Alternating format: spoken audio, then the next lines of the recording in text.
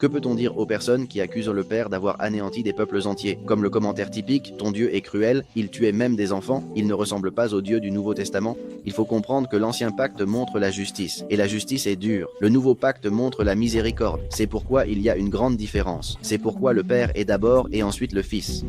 Le Père doit réprimander et punir, et le Fils comprend ce que c'est que de subir le châtiment. C'est pourquoi Yahushua est venu être obéissant, apprenant l'obéissance à travers la souffrance qu'il a endurée sur le bois, subissant le châtiment que nous méritions. Yahweh travaillait sur cette terre à travers un ange qui avait autorité sur la terre et utilisait la loi pour juger l'homme, et c'est pourquoi Yahweh punissait à travers cet ange comme il le faisait, mais cet ange a dépassé les limites. D'autre part, je répète, cela montre l'ancien pacte de justice. Donc, si un peuple atteignait le point du péché où tout le peuple devait mourir parce que le péché était trop grand, il provoquait trop de mal sur la terre, alors tout le peuple devait mourir. Et dans certains cas, il faut comprendre qu'il existe la réincarnation. Et c'est pourquoi cela indique que les enfants, bien qu'ils soient innocents dans la vie à laquelle ils sont entrés en tant qu'enfants à ce moment-là, il faut voir, d'une part, en quoi vont-ils se transformer ou qui étaient-ils avant de venir au monde, et il se peut qu'ils soient en train de rectifier avec cette mort que ce qu'il leur manquait à payer, ou, je le répète, à cause des péchés des parents, des malédictions générationnelles, ce qui a également à voir avec la justice, parce qu'il faut comprendre que d'une part, il y a beaucoup de gens qui disent, par exemple, pourquoi Yahweh a-t-il permis que Hitler vieillisse et fasse tout ce qu'il dit avoir fait? Pourquoi ne l'a-t-il pas tué enfant? Ce serait injuste. Il aurait été condamné avant d'avoir commis les actes qu'il a commis.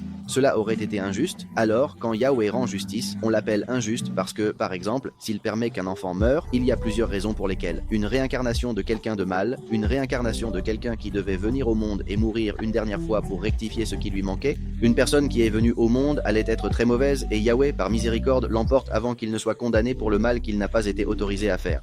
Ou il se peut que par miséricorde, Yahweh l'emmène pour qu'il puisse atteindre l'éternité, le beau. Et le problème est que beaucoup de gens, principalement ceux qui parlent ainsi, se concentrent sur cette vie comme si c'était tout. Donc pour eux, la mort d'une personne, c'est Yahweh qui se débarrasse de cette personne pour toujours. Et ils ne comprennent pas qu'un jugement est en train de se faire. Ils ne prennent pas en compte ce que la personne a fait, raison pour laquelle le puissant de jugement prend cette décision. Alors, en se mettant à la place de celui qui est détruit, ils pensent que celui qui a été détruit n'a rien fait de digne, de mort. Et donc, le puissant qui l'a tué est très mauvais, et c'est ce que Satan met dans l'esprit pour que l'homme s'éloigne de la justice. Par conséquent, il ne peut pas reconnaître la vérité qui est essentielle à la justice. Et Yahushua est la vérité à travers laquelle nous recevons la miséricorde. Mais sans cette vérité, nous ne pourrons pas reconnaître la justice. Sans le Père, nous ne pouvons pas reconnaître le Fils. Alors je disais, que peut-on dire aux personnes qui accusent le Père d'avoir anéanti des peuples entiers? S'il les a créés, il peut les détruire. S'il leur donne la vie, il peut la leur enlever. Alors, quel est le problème? Si vous créez quelque chose, un robot, vous avez toute l'autorité pour le détruire. Ce n'est pas à une autre personne de le détruire. J'utilise un robot parce qu'un homme ne peut pas être un humain autrement que, eh bien disons, évidemment en ayant un enfant, mais il a toujours besoin du pouvoir du Tout-Puissant. C'est pourquoi les humains ne peuvent pas se tuer entre eux, mais Yahweh qui les a créés peut faire ce qu'il veut.